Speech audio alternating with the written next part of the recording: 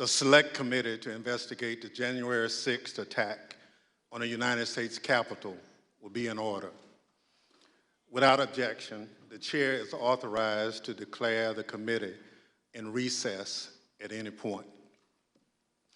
Pursuant to House Deposition Authority Regulation 10, the chair announces the committee's approval to release the deposition material presented during tonight's hearing.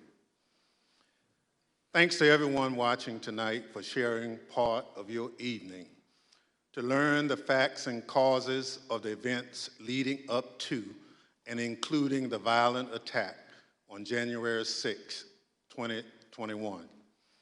Our democracy, electoral system, and country. I'm Benny Thompson, chairman of the January 6, 2021 committee. I was born, raised, and still live in Bolton, Mississippi, a town with a population of 521, which is midway between Jackson and Vicksburg, Mississippi, and the Mississippi River. I'm from a part of the country where people justify the actions of slavery, the Ku Klux Klan, and lynching. I'm reminded of that dark history as I hear voices today try and justify the actions of the insurrectionists on January 6, 2021. Over the next few weeks, hopefully you will get to know the other members, my colleagues up here, and me.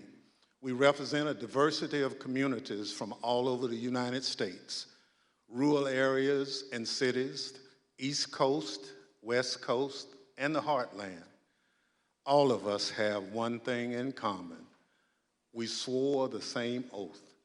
That same oath that all members of Congress take upon taking office and afterwards every 2 years if they are reelected. We swore an oath to defend the Constitution against all enemies, foreign and domestic. The words of the current oath taken by all of us that nearly every United States government employee takes have their roots in the Civil War. Throughout our history, the United States has fought against foreign enemies to preserve our democracy, electoral system, and country. When the United States Capitol was stormed and burned in 1814, foreign enemies were responsible. Afterward, in 1862, when American citizens had taken up arms against this country, Congress adopted a new oath to help make sure no person who had supported the rebellion could hold a position of public trust. Therefore, congresspersons and United States federal government employees were required for the first time to swear an oath to defend the Constitution against all enemies, foreign and domestic. That oath was put to test on January 6, 2021. The police officers who held the line that day honored their oath. Many came out of that day bloodied and broken. They still bear those wounds, visible and invisible. They did their duty. They repelled the mob and ended the occupation of the Capitol. They defended the Constitution against domestic enemies so that Congress could return, uphold our own oath, and count your votes to ensure the transfer of power, just as we've done for hundreds of years. But unlike in 1814, it was domestic enemies of the Constitution who stormed the Capitol and occupied the Capitol, who sought to thwart the will of the people to stop the transfer of power. And so they did, so at the encouragement of the President of the United States.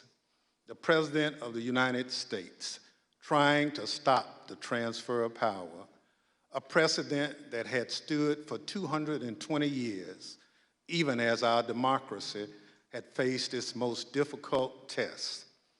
Thinking back again to the Civil War in the summer of 1864, the President of the United States believed we would be doomed to his bid for re-election. He believed his opponent, General George McClellan, would wave the white flag when it came to preserving the Union. But even with that grim fate hanging in the balance, President Lincoln was ready to accept the will of the voters, come what may. He made a quiet pledge. He wrote down the words, "This morning, as for some days past, it seems exceedingly probable that this administration will not be reelected. Then it will be my duty to so cooperate with the president-elect. It will be my duty." Lincoln sealed that memo and asked his cabinet secretaries to sign it sight unseen. He asked them to make the same commitment he did, to accept defeat if indeed defeat was the will of the people, to uphold the rule of law, to do what every president who came before him did and what every president who followed him would do, until Donald Trump. Donald Trump lost the presidential election in 2020. The American people voted him out of office. It was not because of a rigged system. It was not because of voter fraud. Don't believe me? Hear what his former Attorney General had to say about it. I warn those who watching that this contains strong language. No, just what I've been through. I had 3 discussions with the president that I can recall. One was on November 23rd, one was on December 1st, and one was on December 14th. And I've been through sort of the give and take of those discussions. And in that context, I made it clear I did not agree with the idea of saying the election was stolen and putting out this stuff, which I told the president was bullshit. And, I didn't want to be a part of it, and that's one of the reasons that went into me deciding to leave when I did. I observed, I think it was on December 1st, that, how can you can't live in a world where the incumbent administration stays in power based on its view, unsupported by specific evidence, that there was fraud in the election. Bill Barr, on Election Day 2020, he was the Attorney General of the United States, the top law enforcement official in the country, telling the president exactly what he thought about claims of a stolen election. Donald Trump had his days in court to challenge the results. He was within his rights to seek those judgments. In the United States, law-abiding citizens have those tools for pursuing justice. He lost in the courts, just as he did at the ballot box. And in this country, that's the end of the line. But for Donald Trump, that was only the beginning of what became a sprawling, multi-step conspiracy aimed at overturning the presidential election, aimed at throwing out the votes of millions of Americans, your votes, your voice in our democracy, and replacing the will of the American people with his will to remain in power after his term ended. Donald Trump was at the center of this conspiracy, and ultimately, Donald Trump, the President of the United States, spurred a mob of domestic enemies of the Constitution to march down the Capitol and subvert American democracy. Any legal jargon you hear about seditious conspiracy, obstruction of an official proceeding, conspiracy to defraud the United States boils down to this. January 6th was the culmination of an attempted coup, a brazen attempt, as one writer put it shortly after January 6th, to overthrow the The violence was no accident. It represented Trump's last stand, most desperate chance to halt the transfer of power. Now, you may hear those words and think, this is just another political attack on Donald Trump by people who don't like him. That's not the case. My colleagues and I all wanted an outside independent commission to investigate January 6th, similar to what we had after 9/11. But after first agreeing to the idea, Donald Trump's allies in Congress put a stop to it. Apparently, they don't want January 6th investigated at all. And in the last 17 months, many of those same people have tried to whitewash what happened on January 6th, to rewrite history, call it a tourist visit, label it legitimate political discourse. Donald Trump and his followers have adopted the words of the songwriter, "Do you believe me or your lying eyes?" We can't sweep what happened under the rug. The American people deserve answers. So I come before you this evening, not as a Democrat, but as an American who swore an oath to defend the Constitution. The Constitution doesn't protect just Democrats or just Republicans.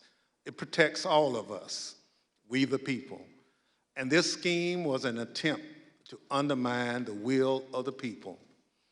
So tonight, and over the next few weeks, we're going to remind you of the reality of what happened that day. But our work must do much more than just look backwards. Because of our democracy remains in danger, the conspiracy to thwart the will of the people is not over. There are those in this audience who thirst for power but have no love or respect for what makes America great: devotion to the Constitution, allegiance to the rule of law, our shared journey to build a more perfect union. January 6th and the lies that led to insurrection have put 2.5 centuries of constitutional democracy at risk. The world is watching what we do here. America has long been expected to be a shining city on the hill, a beacon of hope and freedom, a model for others when we are at our best. How can we play that role when our house is in such disorder? We must confront the truth with candor, resolve, and determination. We need to show that we are worthy of the gifts that are the birthright of every American. That begins here, and it begins now, with a true accounting of what happened and what led to the attack on our Constitution and our democracy. In this moment, when the dangers of our Constitution and our democracy loom large, nothing could be more important. Working alongside the public servants on this dais has been one of the greatest honors of my time in Congress. It's been a particular privilege to count as a partner in this effort and to count as a friend the gentlewoman from Wyoming, Ms. Cheney.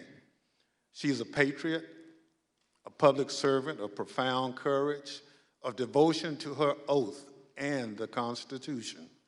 It's my pleasure to recognize Ms. Cheney for her opening statement. Thank you very much, Mr. Chairman, and let me echo those words about the importance of bipartisanship and what a tremendous honor it is to work on this committee. Mr. Chairman, at 6:01 p.m. on January 6th, after he spent hours watching a violent mob besiege, attack, and invade our Capitol, Donald Trump tweeted, but he did not condemn the attack. Instead, he justified it. "These are the things and events that happen," he said, "when a sacred landslide election victory is so unceremoniously and viciously stripped away from great patriots who've been badly and unfairly treated for so long." As you will see in the hearings to come, President Trump believed his supporters at the Capitol, and I quote, "We're doing what they should be doing." This is what he told his staff as they pleaded with him to call off the mob, to instruct his supporters to leave. Over a series of hearings in the coming weeks, you will hear testimony, live and on video, from more than half a dozen former White House staff in the Trump administration. all of whom were in the West Wing of the White House on January 6th. You will hear testimony that, quote, the president did not really want to put anything out, calling off the riot or asking his supporters to leave. You will hear that President Trump was yelling and, quote, really angry at advisors who told him he needed to be doing something more.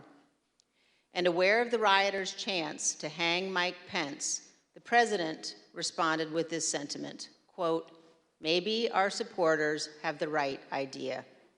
Mike Pence, quote, deserves it. You will hear evidence that President Trump refused for hours to do what his staff, his family, and many of his other advisors begged him to do, immediately instruct his supporters to stand down and evacuate the Capitol. Tonight, you will see never-before-seen footage of the brutal attack on our Capitol, an attack that unfolded while a few blocks away, President Trump sat watching television in the dining room next to the Oval Office.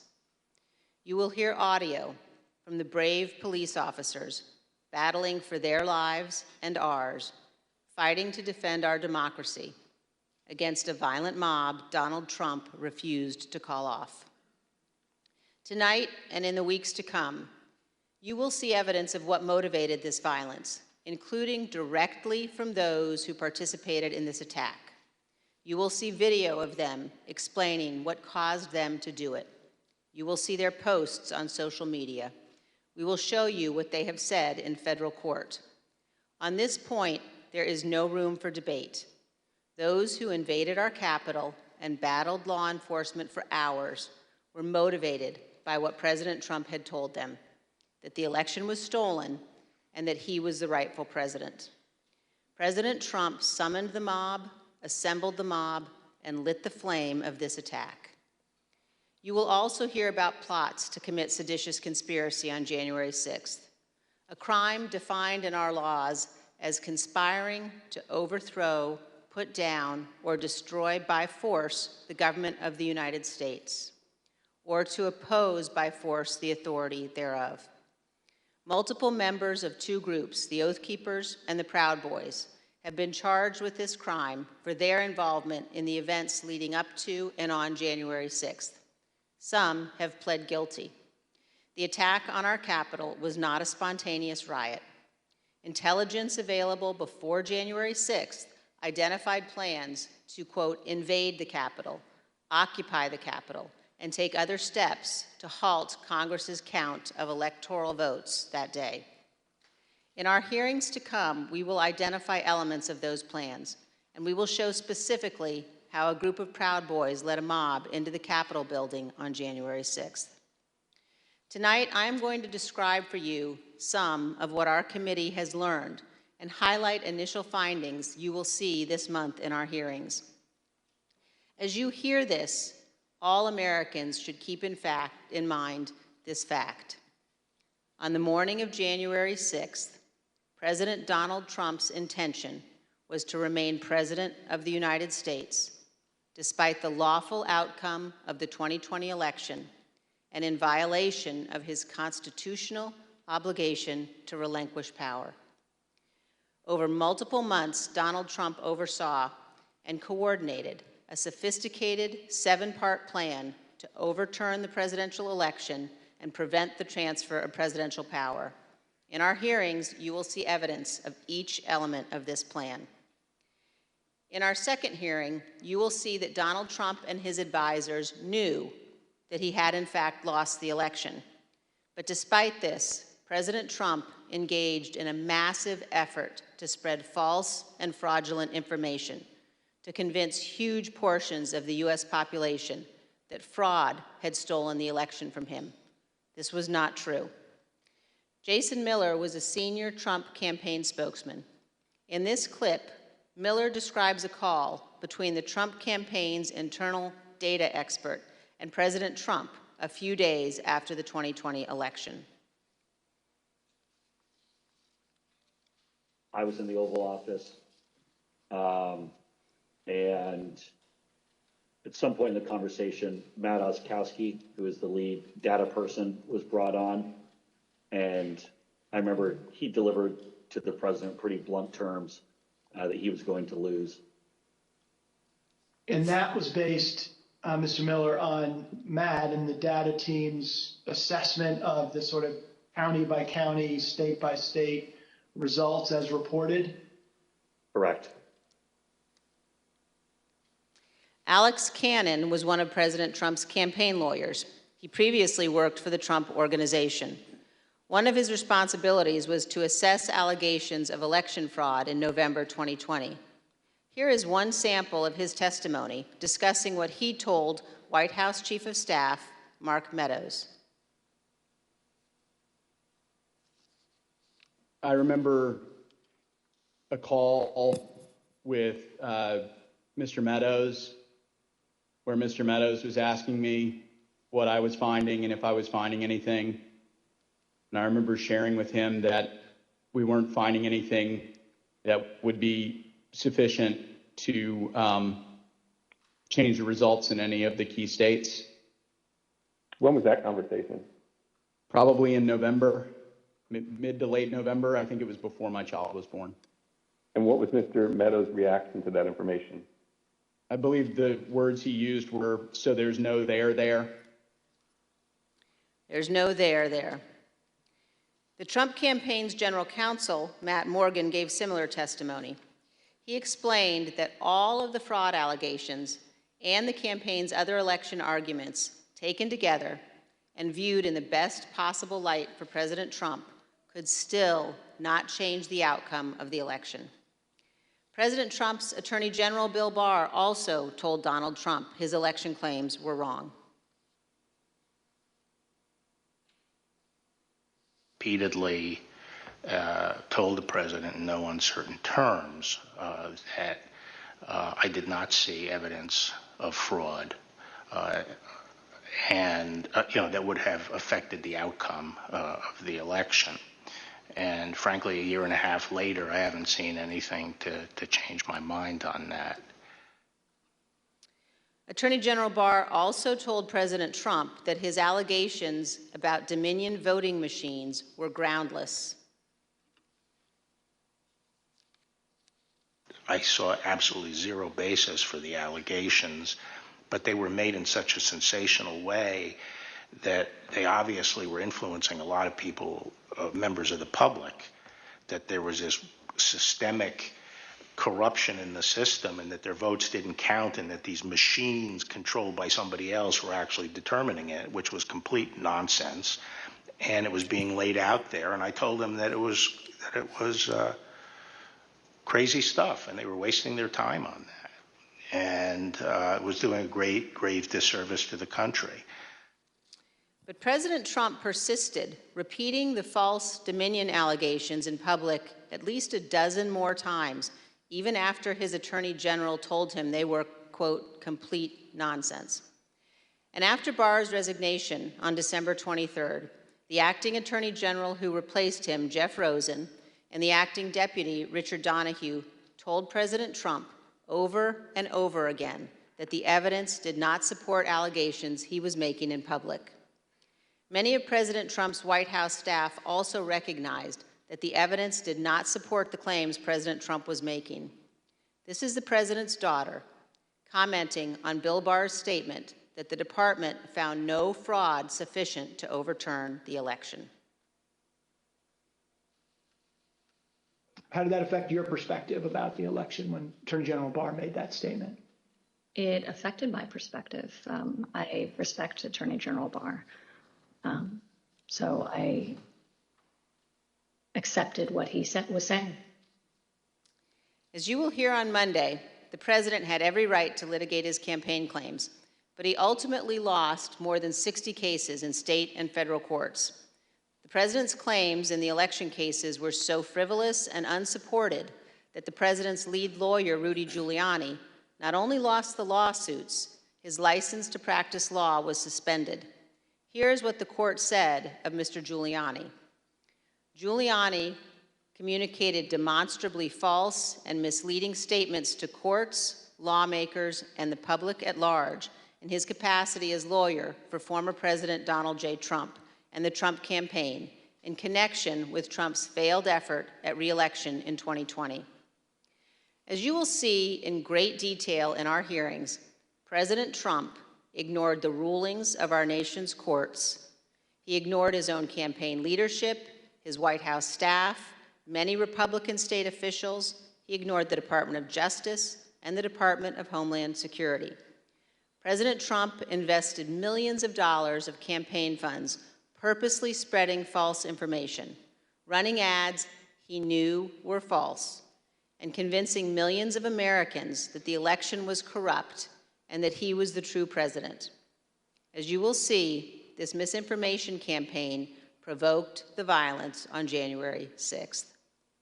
In our third hearing, you will see that President Trump corruptly planned to replace the Attorney General of the United States so the U.S. Justice Department would spread his false stolen election claims. In the days before January 6th, President Trump told his top Justice Department officials, quote, "Just say the election was corrupt and leave the rest to me and the Republican congressman." Senior Justice Department officials, men he had appointed, told him they could not do that because it was not true. So President Trump decided to replace them. He offered Jeff Clark, an environmental lawyer at the Justice Department, the job of acting Attorney General. President Trump wanted Mr. Clark to take a number of steps, including sending this letter to Georgia and 5 other states, saying the U.S. Department of Justice had, quote, identified significant concerns that may have impacted the outcome of the election. This letter is a lie. The Department of Justice had, in fact, repeatedly told President Trump exactly the opposite, that they had investigated his stolen election allegations and found no credible fraud that could impact the outcome of the election. This letter and others like it would have urged multiple states to withdraw their official and lawful electoral votes for Biden. Acting Deputy Attorney General Richard Donahue described Jeff Clark's letter this way, quote, "This would be a grave step for the department to take and could have tremendous constitutional, political, and social ramifications for this country." The committee agrees with Mr. Donahue's assessment. Had Clark assumed the role of Attorney General in the days before January 6th and issued these letters, the ramifications could indeed have been grave. Mr. Donahue also said this about Clark's plan. And I recall toward the end saying, what you're proposing is nothing less than the United States Justice Department meddling in the outcome of a presidential election. In our hearings, you will hear firsthand how the senior leadership of the Department of Justice threatened to resign, how the White House counsel threatened to resign, and how they confronted Donald Trump and Jeff Clark in the Oval Office. The men involved, including Acting Attorney General Jeff Rosen and Acting Deputy Attorney General Richard Donahue, were appointed by President Trump. These men honored their oaths of office, they did their duty, and you will hear from them in our hearings. By contrast, Jeff Clark has invoked his Fifth Amendment privilege against self-incrimination and refused to testify. Representative Scott Perry, who was also involved in trying to get Clark appointed as Attorney General, has refused to testify here. As you will see, Representative Perry contacted the White House in the weeks after January 6th to seek a presidential pardon. Multiple other Republican congressmen also sought presidential pardons for their roles in attempting to overturn the 2020 election.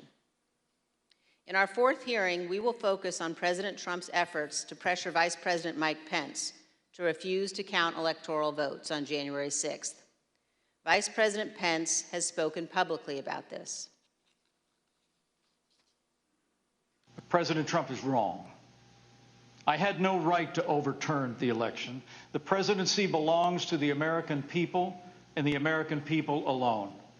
And frankly, there is no idea more un-American than the notion that any one person could choose the American president. What President Trump demanded that Mike Pence do wasn't just wrong, it was illegal and it was unconstitutional. You will hear this in great detail from the Vice President's former general counsel. Witnesses in these hearings will explain how the former Vice President and his staff informed President Trump over and over again that what he was pressuring Mike Pence to do was illegal. As you will hear, President Trump engaged in a relentless effort to pressure Pence, both in private and in public. You will see the evidence of that pressure from multiple witnesses, live and on video. Vice President Pence demonstrated his loyalty to Donald Trump consistently over 4 years, but he knew that he had a higher duty to the United States Constitution. This is testimony from the Vice President's Chief of Staff. So I think the Vice President was proud of his 4 years of service, and he felt like much had been accomplished in those 4 years. And I think he was proud to have stood beside the President for all that had been done. But I think he ultimately knew that his fidelity to the Constitution was his first and foremost oath. And that's what he articulated publicly, and I think that that's what he felt. His fidelity to the Constitution was more important than his fidelity to President Trump and his desire. The oath he took. Yep. Yes. You'll also hear about a lawyer named John Eastman. Mr. Eastman was deeply involved in President Trump's plans. You'll hear from former Fourth Circuit federal judge Michael Ludig, a highly respected leading conservative judge. John Eastman clerked for Judge Ludig. Judge Ludig provided counsel to the Vice President's team in the days before January 6th. The judge will explain how Eastman, quote, was wrong at every turn. And you will see the email exchanges between Eastman and the Vice President's counsel as the violent attack on Congress was underway.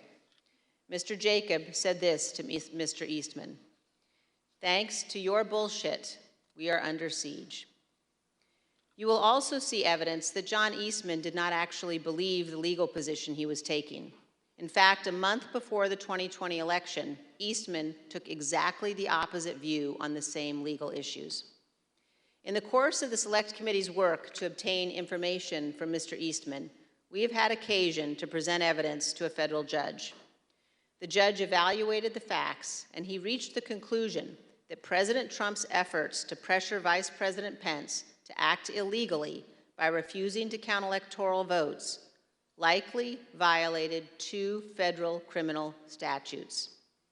And the judge also said this: if Dr. Eastman and President Trump's plan had worked, it would have permanently ended the peaceful transition of power, undermining American democracy and the Constitution. If the country does not commit to investigating and pursuing accountability for those responsible, the court fears January 6th will repeat itself. Every American should read what this federal judge has written. The same judge, Judge Carter, issued another decision on Tuesday night, just this week, indicating that John Eastman and other Trump lawyers knew that their legal arguments had no real chance of success in court, but they relied on those arguments anyway to try to, quote, overturn a Democratic election.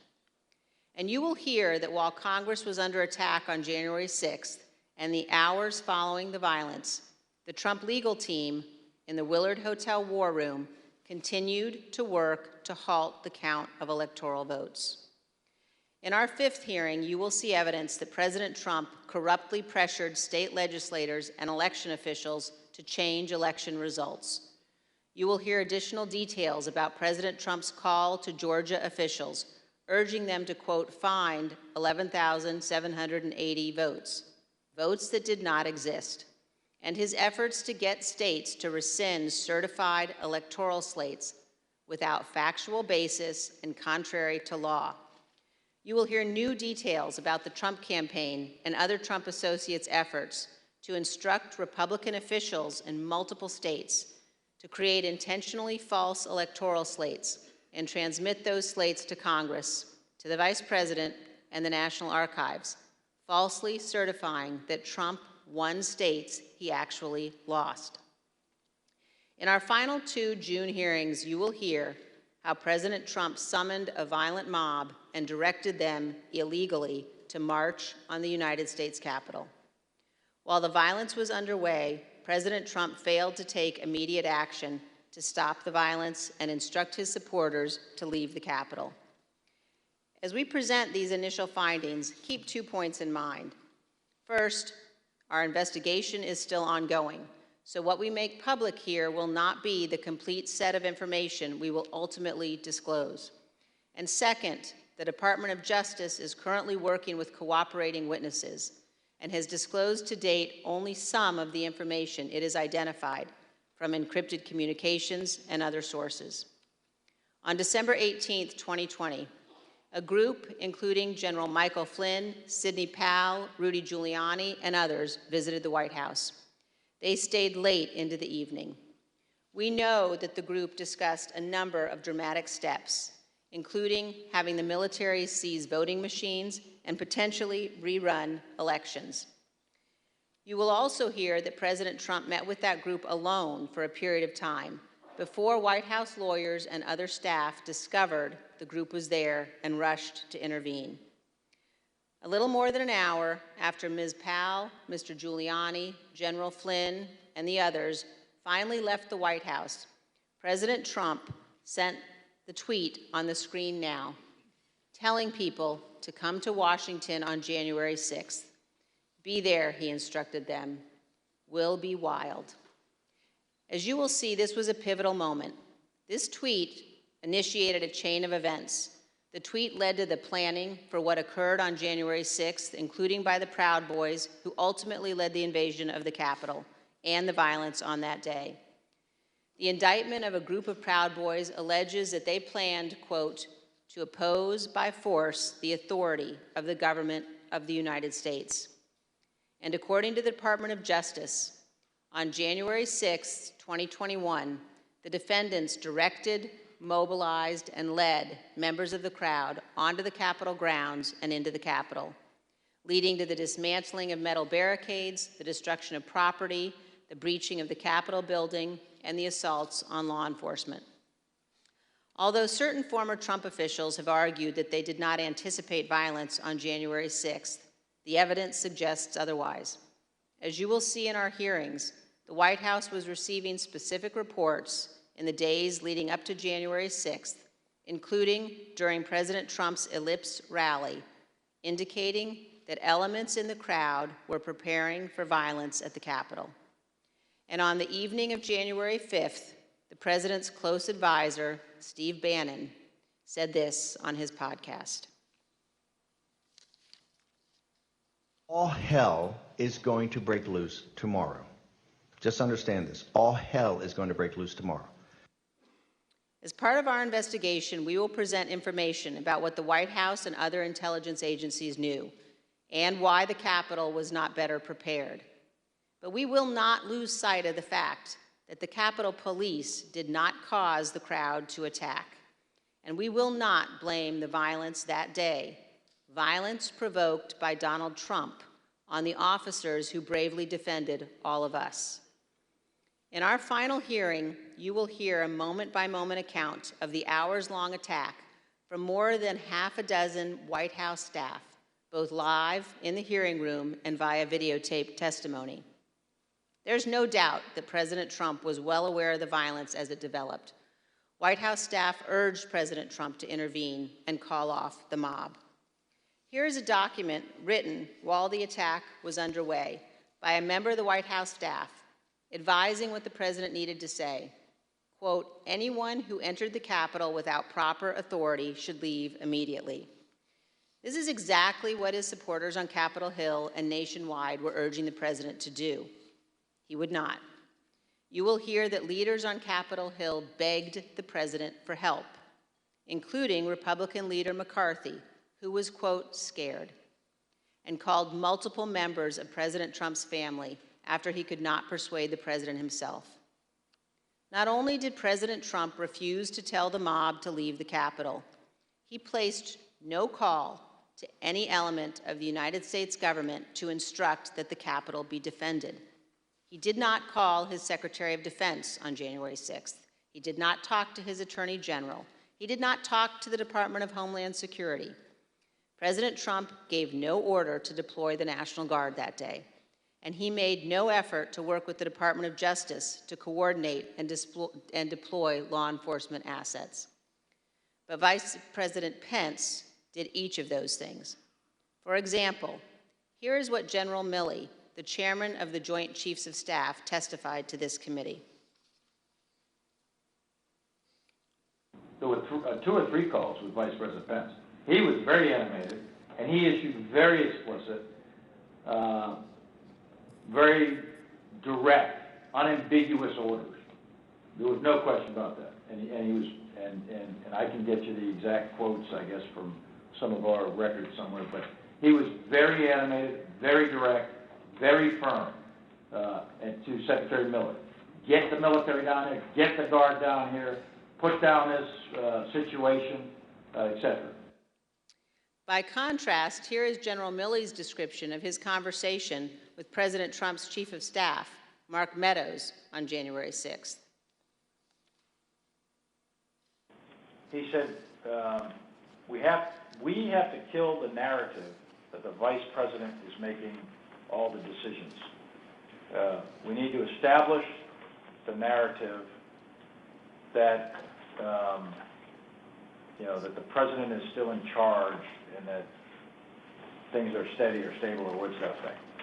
I immediately interpret that as politics, politics, politics.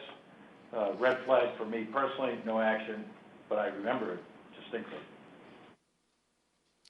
And you will hear from witnesses how the day played out inside the White House, how multiple White House staff resigned in disgust, and how President Trump would not ask his supporters to leave the Capitol.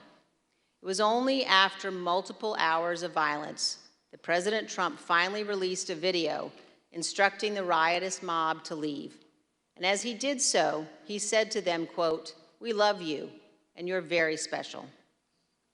You will also hear that in the immediate aftermath of January 6th, members of the President's family, White House staff, and others tried to step in to stabilize the situation, quote, to land the plane before the presidential transition on January 20th. You will hear about members of the Trump cabinet discussing the possibility of invoking the 25th Amendment and replacing the President of the United States. Multiple members of President Trump's own cabinet resigned immediately after January 6th. One member of the cabinet suggested that the remaining cabinet officers needed to take a more active role in running the White House and the administration. But most emblematic of those days is this exchange of texts between Sean Hannity and former President Trump's press secretary, Kayleigh McEnany. Sean Hannity wrote, in part, "Key now, no more crazy people, no more stolen election talk. Yes, impeachment and 25th Amendment are real. Many people will quit." Ms. McEnany responded in part, "Love that. That's the playbook." The White House staff knew that President Trump was willing to entertain and use conspiracy theories to achieve his ends. They knew the president needed to be cut off from all of those who had encouraged him.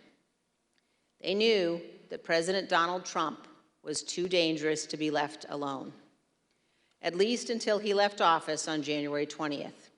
These are important facts for Congress and the American people to understand fully. When a president fails to take the steps necessary to preserve our union, or worse, causes a constitutional crisis, we're at a moment of maximum danger for our republic.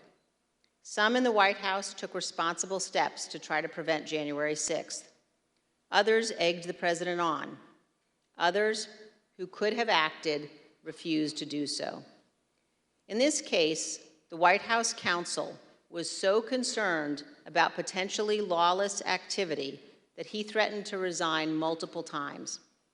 That is exceedingly rare and exceedingly serious. It requires immediate attention, especially when the entire team threatens to resign. However, in the Trump White House, it was not exceedingly rare, and it was not treated seriously. This is a clip of Jared Kushner addressing multiple threats by White House counsel Pat Cipollone and his team of lawyers to resign in the weeks before January 6th. Jared, are you aware of instances where Pat Cipollone threatened to resign? I kind of, like I said, my interest at that time was on trying to get as many pardons done. And I know that, he was always him and the team were always saying, oh, we're going to resign. We're not going to be here if this happens, if that happens. So I kind of took it up to just be whining, to be honest with you. Whining. There's a reason why people serving in our government take an oath to the Constitution. As our founding fathers recognized, democracy is fragile. People in positions of public trust are duty-bound to defend it, to step forward when action is required. In our country, we don't swear an oath to an individual or a political party. We take our oath to defend the United States Constitution. And that oath must mean something. Tonight, I say this to my Republican colleagues who are defending the indefensible. There will come a day when Donald Trump is gone, but your dishonor will remain. Finally, I ask all of our fellow Americans, as you watch our hearings over the coming weeks, please remember what's at stake. Remember the men and women who have fought and died so that we can live under the rule of law, not the rule of men. I ask you to think of the scene in our Capitol Rotunda on the night of January 6th.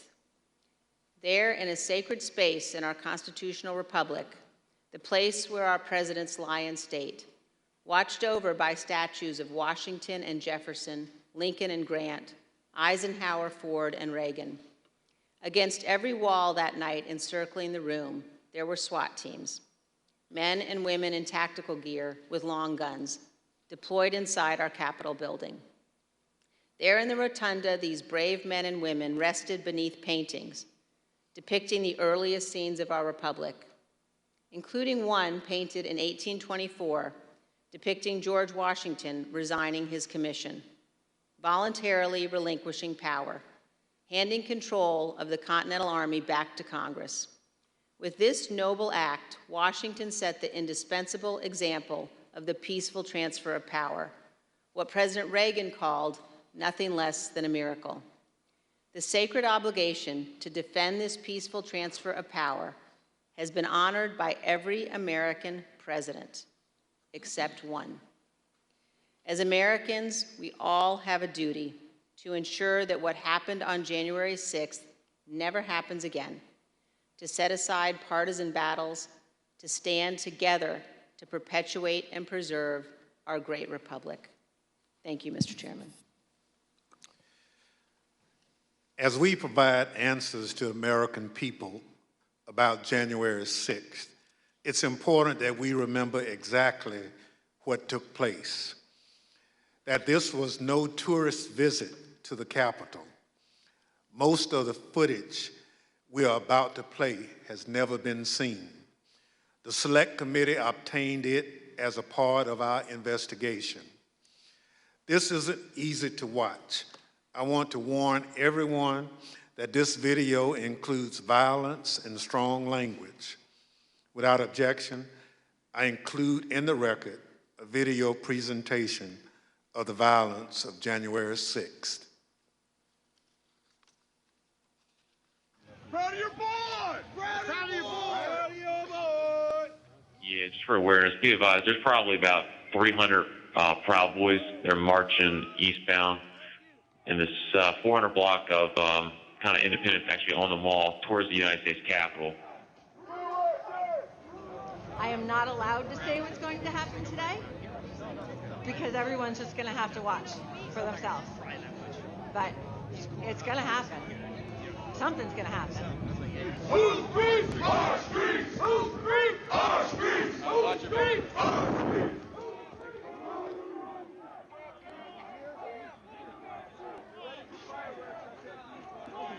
You hurt you. We are on your side. Don't make us go against you. Understand the side. Pick a side. These are our streets. $20 a picture. I hope Mike is going to do the right thing. I hope so. I hope so. Because if Mike Pence does the right thing, we win the election. All Vice President Pence has to do is send it back to the states to recertify. And we become president, and you are the happiest people. Mike Pence is going to have to come through for us. And if he doesn't, that will be a sad day for our country. Because you'll never take back our country with weakness. You have to show strength, and you have to be strong.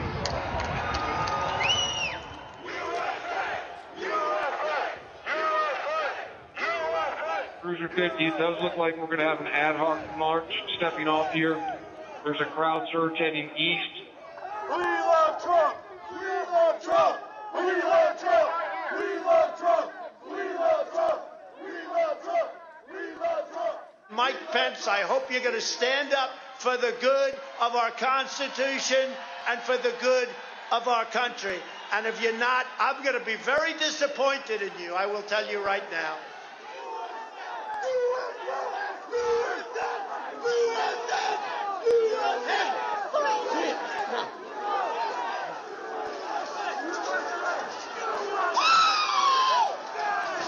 Get back, ladies! Get back, ladies!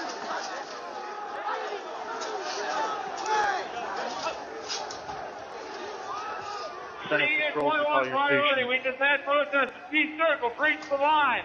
We need backup.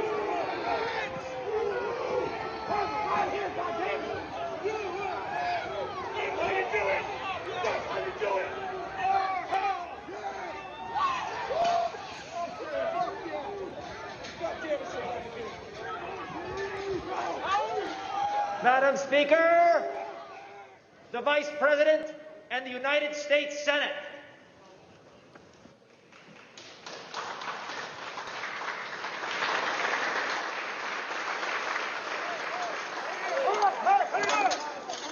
We're going to give riot warnings as soon as the outlet is here. We're going to give riot warnings. We're going to try to get compliance, but this is now effectively a riot. 49 hours declaring it a riot. Cruiser 5 to 50, be advised, Capitol Police 1 advised they're trying to breach and get into the Capitol. 50, I copy.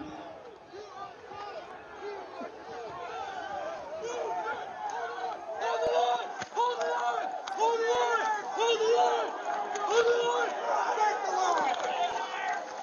42, we're about 5 miles out. We're trying to make our way through all this.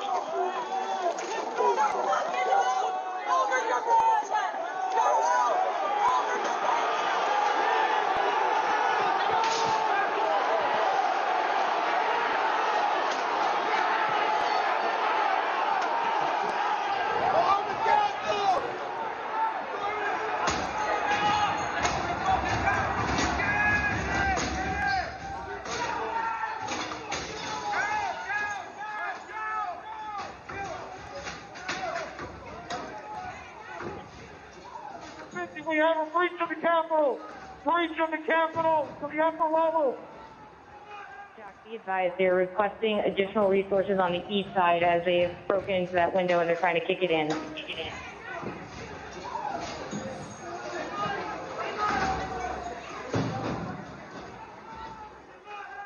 Without objection, the chair declares the House in recess pursuant to Clause 12B of Rule 1. Mike Pence didn't have the courage to do what should have been done to protect our country and our Constitution, giving states a chance to certify a corrected set of facts, not the fraudulent or inaccurate ones which they were asked to previously certify. U.S. demands the truth. Bring out Pence. Bring out Pence. Bring out Pence.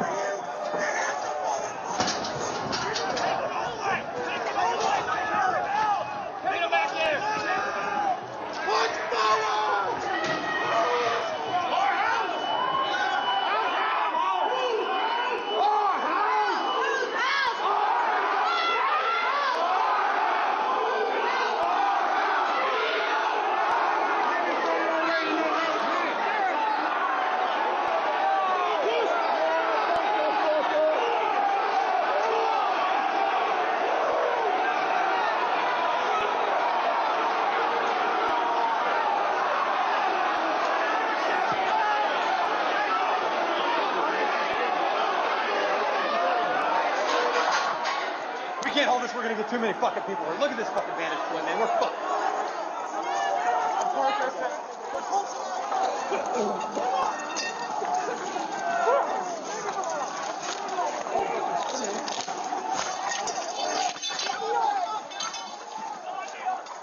We need an area for the housing members.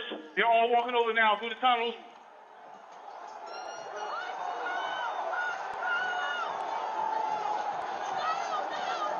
We're trying to hold the upper deck.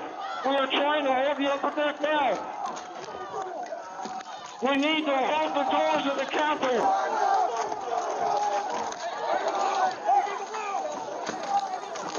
I need court support.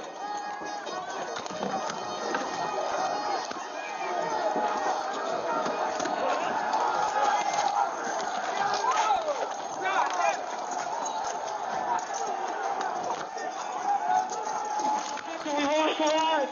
We lost the line. All MPDs pull back. All MPDs pull back up to the upper deck. All MPDs pull back to the upper deck. ASAP.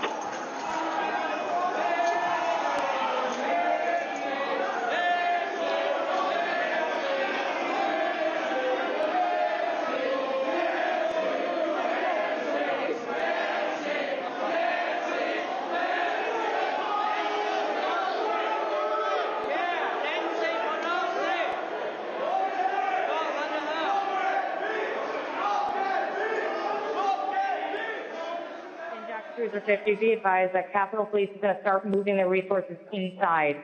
They're going to start the M4 officers first.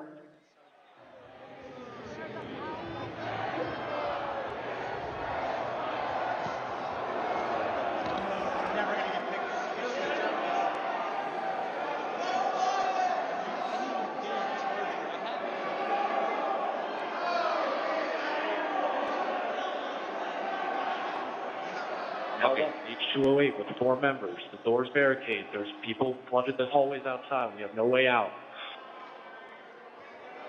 In fact, officers still remaining on the house floor, on the third floor, to use the subways themselves. It's time to evacuate so we can secure the members on the other side. Copy. It's up to us people now, the American people. What are you ready to do? One more time. What are you ready to do? And whatever it takes, I'll lay my life down if it takes. Absolutely. That's why we showed up today. Bring her out! Bring her out here! Hey! We're coming in if you don't bring her out! Fuck you, son of a bitch! You back up! You back up! I have myself on back now. Get him up! Get him up! Get him in! Officers down! Get him up! Get him up! Get him up! Hold up! Get him up! Hold up!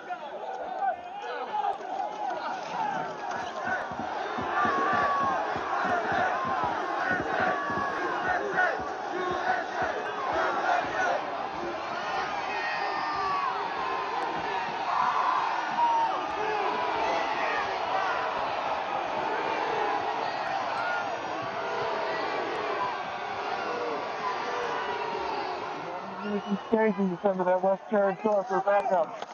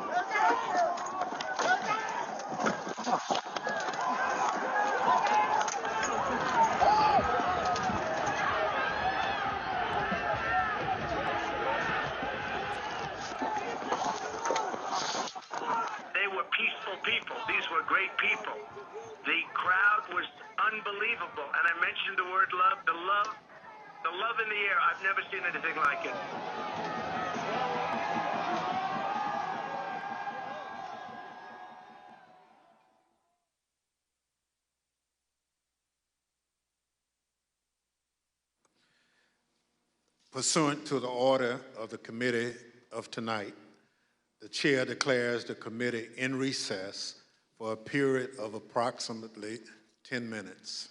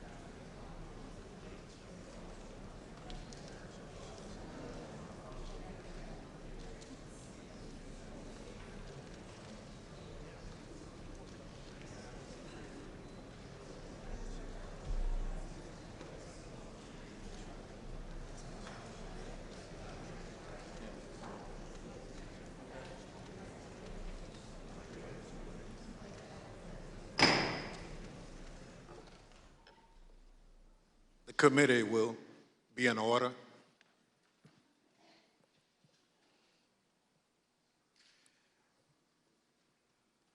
I want to thank our witnesses for being with us this evening to share their firsthand accounts of that terrible day. I know that some of the witnesses from our first hearing are in the room with us, along with some of the family members, friends, and widows of the officers who lost their lives as a result of the attack. Thank you all for being here for us and the American people. Officer Carolyn Edwards has been with the United States Capitol Police since 2017. On January 6th, Officer Edwards was assigned to the First Responder Unit, which serves as the first line of defense at the Capitol complex. She also served as a member of the Civil Disturbance Unit, a special subset of the uniformed division trained to respond to mass demonstration events. Officer Edwards is a graduate of the University of Georgia and currently is working on a master's degree in intelligence analysis from Johns Hopkins University.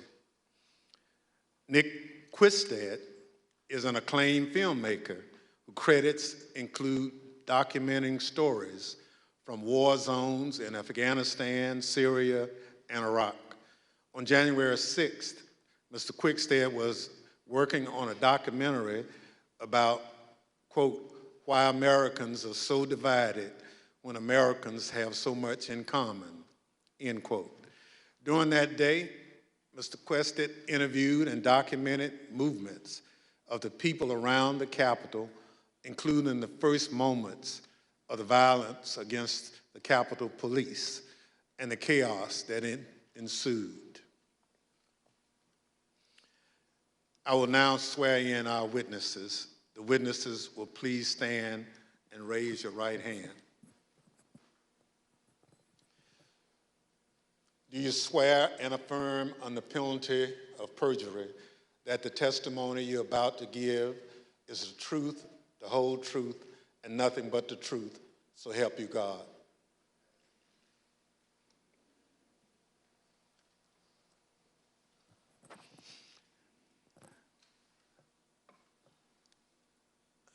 Let the record reflect the witnesses answered in the affirmative.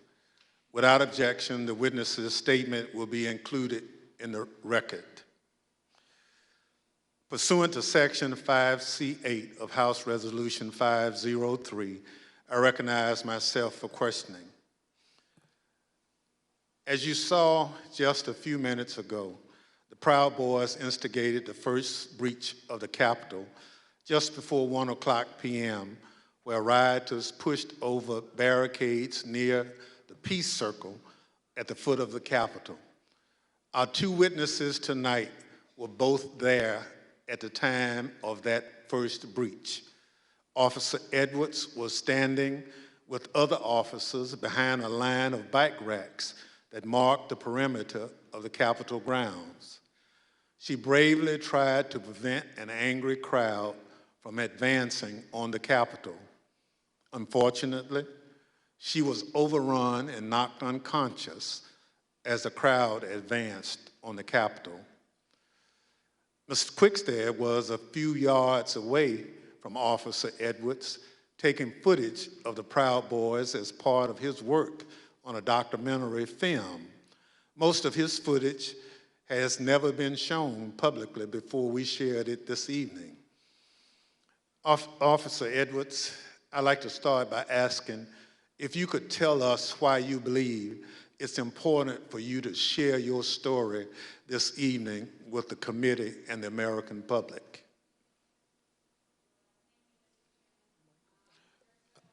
Please, your microphone. Well, thank you, Mr. Chairman. I really appreciate it, and thank you to the committee for having me here to testify. I was called a lot of things on January 6, 2021 and the days thereafter. I was called Nancy Pelosi's dog, called incompetent, called a hero, and a villain. I was called a traitor to my country, my oath, and my Constitution. In actuality, I was none of those things. I was an American, standing face to face with other Americans, asking myself how many times, many times, how we had gotten here. I had been called names before, but never had my patriotism or duty been called into question. I, who got up every day, no matter how early the hour or how late I got in the night before, to put on my uniform and to protect America's symbol of democracy. I, who spent countless hours in the baking sun and freezing snow to make sure that America's elected officials were able to do their job. I, whose literal blood, sweat, and tears were shed that day defending the building that I spent countless holidays and weekends working in. I am the proud granddaughter of a Marine that fought in the Battle of the Chosin Reservoir in the Korean War. I think of my papa often in these days, how he was so young and thrown into a battle he never saw coming, and answered the call at a great personal cost. How he lived the rest of his days with bullets and shrapnel in his legs, but never once complained about his sacrifice. I would like to think that he would be proud of me, proud of his granddaughter that stood her ground that day and continued fighting, even though she was wounded, like he did many years ago. I am my grandfather's granddaughter, proud to put on a uniform and serve my country. They dared to question my honor. They dared to question my loyalty. And they dared to question my duty. I am a proud American, and I will gladly sacrifice everything to make sure that the America my grandfather defended is here for many years to come. Thank you. Officer Edwards, your story and your service is important, and I thank you for being here tonight. Ms. Quickstead, I also like to ask you to introduce yourself. Can you tell us how you found yourself in Washington, D.C. on January 6, 2021?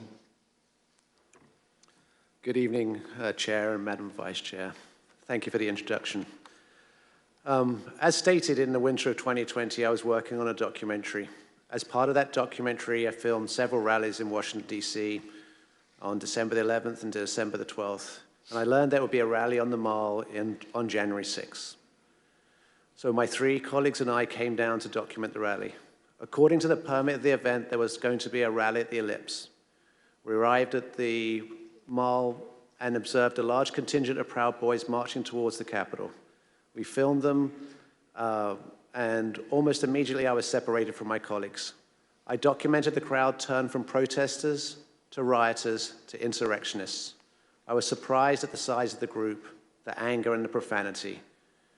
And for anyone who didn't understand how violent that event was, I saw it, I documented it, and I experienced it. I heard incredibly aggressive chanting, and I subsequently shared that footage with the authorities. I'm here today pursuant to a House subpoena. Thank you so much. Thank you, Mrs. Quested. The Select Committee has conducted extensive investigative work to understand what led the Proud Boys and other rioters to the Capitol on January 6th. We've obtained substantial evidence showing that the President's December 19th tweet calling his followers to Washington, D.C. on January 6th energized individuals from the Proud Boys and other extremist groups. I'd like to play a brief video highlighting some of this evidence. My name is Marcus Childress, and I'm an investigative counsel for the Select Committee to investigate the January 6th attack on the United States Capitol. What do you want to call them? Give me a name. Give me a White name. supremacists and white like me to condemn? White supremacists and right Proud Boys, stand back and stand by. After he made this comment, Enrique Terrio, then chairman of the Proud Boys, said on Parler, "Standing by, sir." During our investigation, we learned that this comment during the presidential debate actually led to an increase in membership from the Proud Boys. Would you say that Proud Boys members increased after the stand back, stand by comment? Exponentially. I'd say tripled probably, with the potential for a lot more eventually. And did you ever sell any stand back and stand by merchandise? One of the vendors on my page actually beat me to it, but I wish I would have made a stand back, stand by shirt. On December 19th, President Trump tweeted about the January 6th rally and told attendees, "Be there, we'll be wild." Many of the witnesses that we interviewed were inspired by the president's call and came to DC for January 6th. But the extremists, they took it a step further.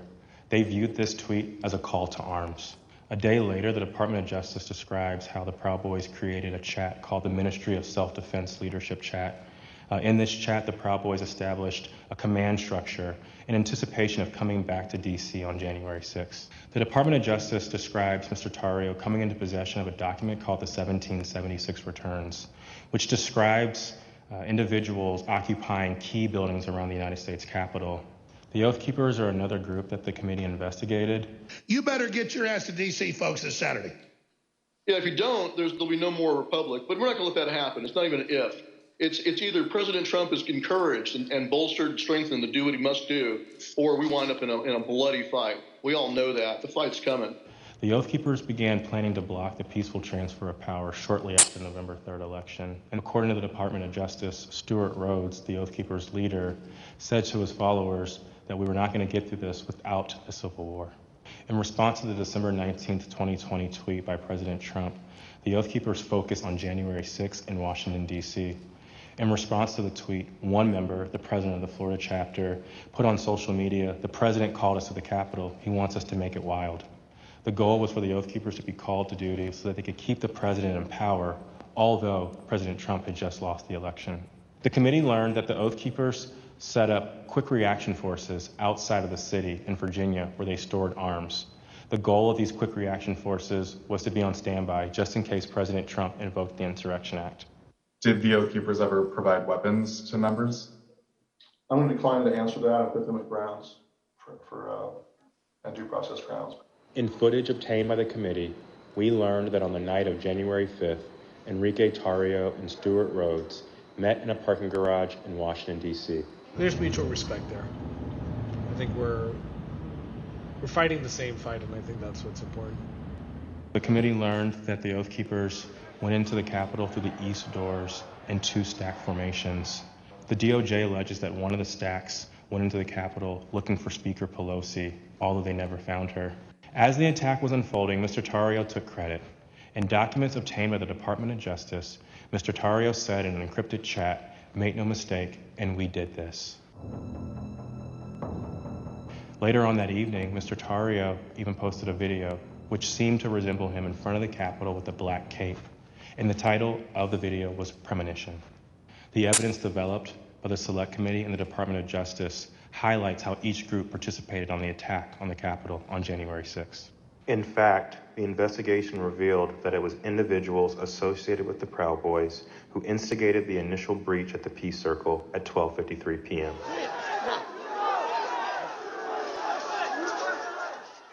Within 10 minutes, rioters had already filled the Lower West Plaza. By 2 o'clock, rioters had reached the doors on the West and the East plazas. And by 2:13, rioters had actually broken through the Senate wing door and gotten into the Capitol building. A series of breaches followed.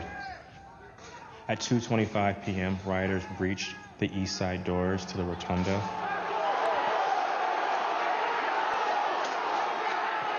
And then right after 2:40 p.m., rioters breached the east side doors near the Ways and Means room. Once the rioters infiltrated the Capitol, they moved through the crypt, the rotunda, the hallways leading to the House chambers, and even inside the Senate chambers.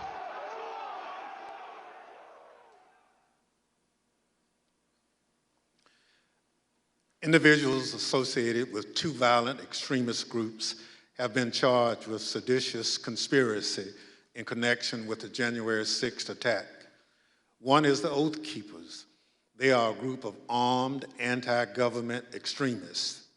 The other group is the Proud Boys.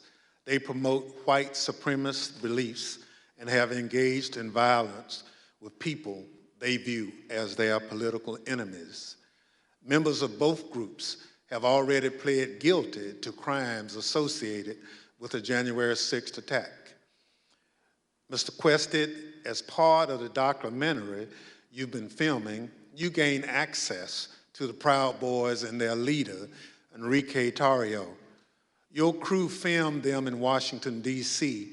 on the evening of January 5th and then on January 6th. On January 5th, the night before the attack, you were with the head of the Proud Boys, Mr. Tarrio, in Washington, D.C. What happened? We picked up Mr. Tarrio from jail. He'd been arrested for carrying some magazines, some extra capacity magazines, and he took responsibility for the burning of the Black Lives Matter flag that was stolen from the church on December the 12th. We were attempting to get an interview with Mr. Tarrio. We had no idea of any of the events that were going to subsequently happen. We drove him to pick up his bags from the property department of the police, which is just south of the mall. We picked up his bags and went to get some other bags from the Phoenix Hotel, where we encountered Mr. Stuart Rhodes from the Oath Keepers. By the time I'd gone to park the car, my colleague was saying, who'd got into the car with Mr. Tarrio, that they had moved to a location around the corner, the parking garage of the Hall of Legends, I believe. And so we quickly drove over there. We drove down into the parking garage and filmed the scene of Mr. Tarrio and Mr. Rhodes and certain other individuals in that garage. We then continued to follow Mr. Tarrio. There was some discussion about where he was going to go. He ended up going towards a hotel in Baltimore, and we conducted an interview with him in the hotel room. And then we returned to DC for that night. And what was interesting that night, actually, was that was the first indication that DC was much more busy than it had been any other time we'd been here, because we couldn't get into the hotels we wanted to, and we ended up at a hotel that, was not as satisfactory as we would have hoped. Thank you. So what you're saying is you filmed the meeting between Mr. Tarrio and Oath Keepers leader Stuart Rhodes, right? Indeed. You couldn't hear what was said, but according to the Justice Department indictment of Mr. Tarrio, a participant referenced the Capitol. Now, on the morning of January 6th, you learned the Proud Boys would gather near the rally scheduled to take place near the White House. What time did you meet up with the Proud Boys, and what was happening when they met? We met up with the Proud Boys somewhere around 10:30 a.m., and they were starting to walk down the mall easterly direction towards the Capitol. There was a large contingent, more than I had expected, and I was confused to a certain extent why we were walking away from the president's speech, because that's what I felt we were there to cover. So at 10:30 a.m., that's early in the day. That's even before President Trump had started speaking. Am I correct? Yes, sir. So how many Proud Boys would you estimate were marching together to the Capitol? A couple of hundred, potentially. Yeah, I'd say a couple of hundred Proud Boys were marching towards the Capitol at that point. At the time, was the area heavily guarded? No, that was, I remember we walked we walked down the mall, we walked to the right of the reflecting pool, and then north along the road that leads to the Peace Circle. And as we were walking past the peace circle, I framed the Proud Boys to the right of my shot with the Capitol behind, and we see one sole police officer at the barriers, which subsequently breached. We then walk up and past a tactical unit preparing, and you see that in the film where the man questions their duty and their honor, and you see maybe a dozen Capitol Police putting on their riot gear. So, how would you describe the atmosphere at that time? The atmosphere it seemed to be much darker. I make efforts to create a familiarity between myself and my subjects to make them feel comfortable. And the atmosphere was much darker this day than had been in these other days. And there was also a contingent of Proud Boys that I hadn't met before from Arizona who appeared to wear these orange hats and had orange armbands. So when the Proud Boys went back down the hill to the Peace Circle, did a larger crowd start together? Well, no. First of all, we went round to the back and down the steps, and we took some photographs on the east side of the Capitol, and then we went for lunch. We went for tacos. So, Mr. Questa, you're a journalist, so you're careful to stick to things that you have observed. But what you've told us is highly relevant. Let me highlight a few key facts that you and others have provided the committee.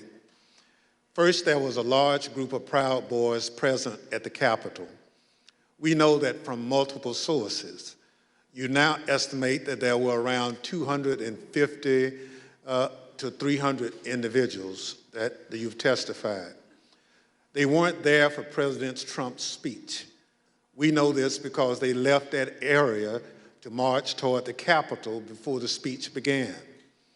They walked around the Capitol that morning. I'm concerned this allowed them to see what defenses were in place and where weaknesses might be.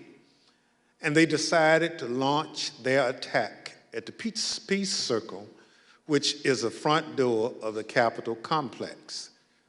It's the first security perimeter that those marching from the ellipse would have to come to as they moved toward the Capitol. The Peace Circle walkway was always where the thousands of angry Trump supporters would arrive after President Trump sent them from the ellipse. The Proud Boys timed their attack to the moments before the start of the joint session in the Capitol, which is also where President Trump directed the angry mob, quote, "We fight like hell," end quote. He told them before sending them down Pennsylvania Avenue, right to where the Proud Boys gathered and where you were filming. Now, a central question is whether the attack on the Capitol was coordinated and planned. What you witnessed is what a coordinated and planned effort would look like.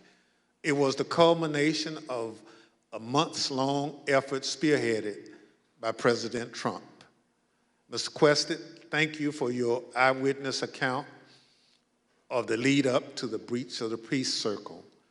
This brings us to a point in time where you and Officer Edwards were in close proximity. At this point, I reserve the balance of my time pursuant to 5C, Section 8 of House Resolution 503. The chair recognizes the gentlewoman from Wyoming, Ms. Cheney, for questioning. Thank you very much, Mr. Chairman. Officer Edwards, I want to start by thanking you for your service and thank you for your courage. Thank you for being here this evening. I know that it's not easy to relive what happened for you and for the officers behind you and for the family members of officers in the audience this evening. But it's really important for the country to have a full accounting and understand what happened. I want to start, Officer Edwards, with a short clip that shows the horrible moment when you were injured as the peace circle was breached.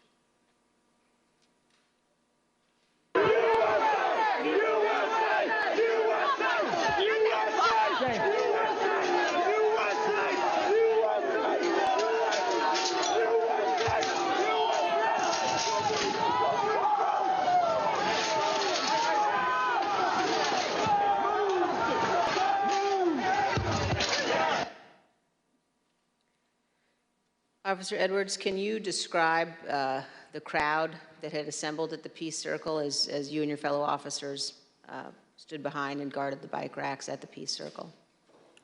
Yes, so there were about, I want to say about 5 of us on that line. And there was our bike rack, and then at the bottom of the Pennsylvania Avenue walkway, or right by Peace Circle, there was another bike rack. And so the crowd had kind of gathered there.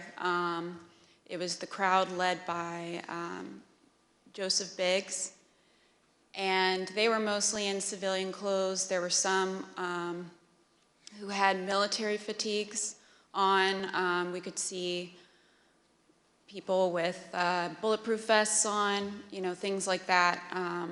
They didn't seem, extremely cohesive, but they had gathered there in their outfits, but they had gathered there together, and Joseph Biggs started, he had a megaphone, and he started talking about, first it was things kind of relating to Congress, and then the tables started turning once the, what is now the Arizona group is what you said, the crowd with orange hats, they came up chanting F-U-C-K, Antifa, and they joined that group. And once they joined that group, Joseph Biggs' rhetoric turned to the Capitol Police. He started asking us questions like, you didn't miss a paycheck during the pandemic. Mentioning stuff about our pay scale was mentioned. And, started turning the tables on us.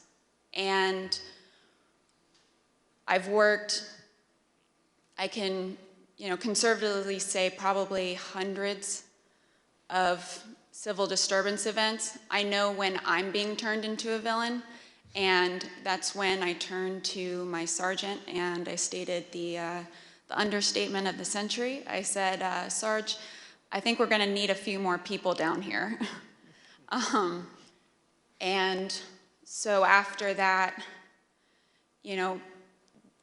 I think they started conferring. They went a little silent. They started conferring among each other. I saw the person now identified as Ryan Samsel. He put his arm around Joseph Biggs, and they were talking, and then they started approaching the first barricade. They ripped the first barricade down, and they approached our bike racks. At that time, we started holding on, grabbing the bike racks. There weren't many of us, so I grabbed the middle between 2 different bike racks. And, I wasn't under any pretense that I could hold it for very long, but I just wanted to, make sure that we could get more people down and get our CDU units time to answer the call. So we started grappling over the bike racks. I felt the bike rack come on top of my head, and I was pushed backwards, and my foot caught the stair behind me, and my chin hit the handrail, and then at that point I had blacked out, but the back of my head clipped the concrete stairs behind me. And you were knocked unconscious, is that right, Officer Edwards? Yes, ma'am. but then when you regained consciousness, even with the injuries, you returned to duty. Is that right? Yes, ma'am. You know, at that time, adrenaline kicked in. I ran towards the West Front, and I tried to hold the line at the Senate steps at the Lower West Terrace. More people kept coming at us. It just seemed like, you know, more and more people started, you know, coming onto the West Front. They started overpowering us. And that was right about when MPD's officers showed up. Their bike officers pushed the crowd back and allowed our CDU units as well as theirs to form that line that you see, that very thin line between us and the protesters or the rioters, you know, at that time. I fell behind that line, and for a while I started decontaminating people who had gotten sprayed and treating people medically who needed it. And then you were injured again there on the West Terrace. Is that right, Officer Edwards? Yes, ma'am. So after a while, I got back on the line. It was on the house side of the Lower West Terrace. And I was holding that line for a while. There weren't many of us over there. And Officer Sicknick was behind me for most of the time, for about 30 to 45 minutes that I was down there. We were just, as the best we could, we were just, you know, grappling over bike racks and trying to hold them as quick as possible. All of a sudden, I see movement to the left of me, and I turned, and it was Officer Sicknick with his head in his hands. And he was ghostly pale, which I figured at that point that he had been sprayed, and I was concerned. My you know, cop alarm bells went off, because if you get sprayed with pepper spray, you're going to turn red. He turned just about as pale as this sheet of paper. And so I looked back to see what had hit him, what had happened, and that's when I got sprayed in the eyes as well. I was taken to be decontaminated by another officer, but we didn't get the chance because we were then tear gassed. And we are going to play just a brief clip of that moment that you've just described, Officer Edwards.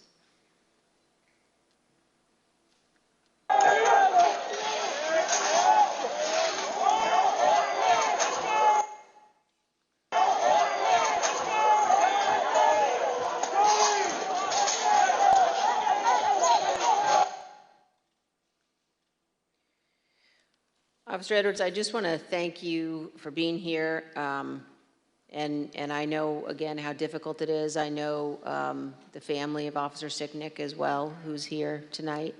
And one of the things one of the Capitol Police officers said to me recently was to ask me whether or not, as members of Congress, all of us understood that on that day, on January 6th, when we were evacuated from the chamber, were led to a safe, undisclosed location, whether we knew that so many of you had rushed out of the building and into the fight. And I can assure you that we do know that, and that we understand how important your service is. Thank you for your continued work with our committee and the interviews, and thank you very much for both of you for being here this evening. Mr. Chairman, I yield back. Thank you very much. Ms. Edwards, can you give us one memory of that awful day that stands out most vividly in your mind? I can. That time when I talked about falling behind MPD's line, I remember because I had been kind of shielded away because I was holding those stairs, so I wasn't able to really see what was going on over here. When I fell behind that line and I can just remember my breath catching in my throat because what I saw was just a war scene. It was something like I had seen out of the movies. I couldn't believe my eyes. There were officers on the ground, you know, they were bleeding, they were throwing up, they were, you know, they had, I mean, I saw friends with blood all over their faces. I was slipping in people's blood. You know, I was catching people as they fell. It was carnage. It was chaos. I can't even describe what I saw. Never in my wildest dreams did I think that as a police officer, as a law enforcement officer, I would find myself in the middle of a battle. You know, I'm trained to detain, you know, a couple of subjects and handle a crowd, but I'm not combat trained. And that day, it was just hours of hand-to-hand combat, hours of dealing with things that were way beyond any law enforcement officer has ever trained for. And I just remember that moment of stepping behind the line and just seeing the absolute war zone that the West Front had become.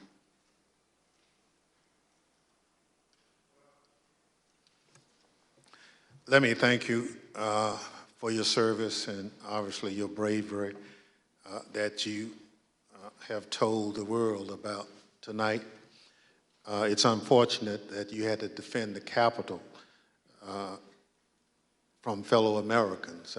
None of us would ever think that that would have to happen, but it did. So let me thank our witnesses for joining us tonight and sharing their experiences with America. Throughout my chairmanship of this committee, I've continuously vowed that this committee will ensure a comprehensive account of the heroic acts on January 6th, and that we will follow the facts wherever they lead. Your testimony is an essential part of that record and helps us do our job. Mr. Quested, thank you for sharing your footage and your account of the day's events with us. The images you recorded and have shared with the committee do a better job than any of our words in reinforcing the violence of January 6th. We hope that the power of your footage help encourage all Americans to consider how citizens with so much in common could viciously brawl at the seat of their democratic government.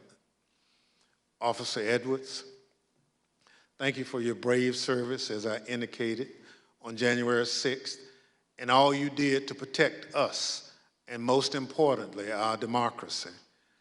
If you and your fellow officers hadn't held the line against those violent insurrectionists, we can only imagine the disaster that would have ensued. Your heroism in the face of danger is admirable, and your will to continue to protect and serve despite your serious injuries should be an inspiration to all of us. We wish you a continued recovery and look forward to seeing you back in uniform sometime soon. The members of the Select Committee may have additional questions for tonight's witnesses, and we ask that you respond expeditiously in writing to those questions. Without objections, members will be permitted 10 business days to submit statements for the record, including opening remarks and additional questions for the witnesses. The witnesses have just told us what they heard the rioters saying while they stormed the Capitol on that day. Now we're going to hear it from the rioters themselves. Without objection, I include in the record a video presentation.